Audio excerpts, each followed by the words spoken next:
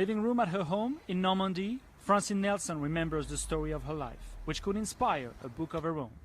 This French woman was forced to suffer, like many in her generation, the chaos of World War II, when Nazis occupied half of France, including Paris, where she lived. Well, it was difficult. I mean, you know, if we did not have, at the beginning it was not so bad, but after that we did not have anything to eat. You know, the Germans took everything, even potatoes, you know. And my mother had to wait in line.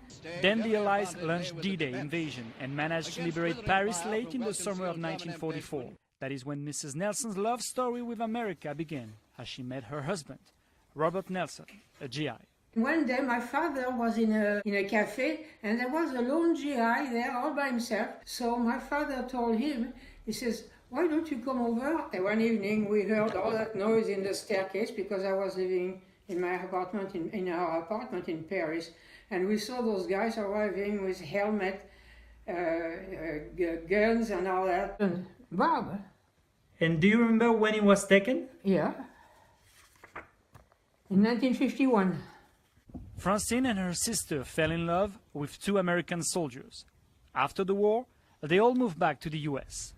Francine settled down with her husband in Fort Wayne, Indiana. But she did not stay there too long, as Mr. Nelson started working for a company named IBM. The tech giant relocated them several times, even back to her native France in Paris, where her husband died at only 51.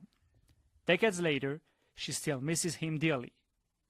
Nowadays, Francine Nelson tells her story to Americans visiting France, who are eager to learn about her experience during World War II and her life in the United States. It is also another opportunity for Mrs. Nelson to talk about her husband's legacy. As the world pays tribute to the fallen soldiers for the 75th anniversary of the D-Day, Francine Nelson looked back at her life between both sides of the ocean.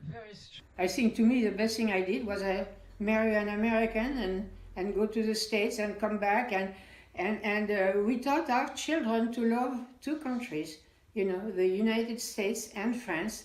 I mean, to me, those two countries are made to understand each other and to work together and to do things together. World War II was a bloodbath, but among chaos, many like Francine Nelson found love and reasons to hope for a better future after so many sacrificed their lives.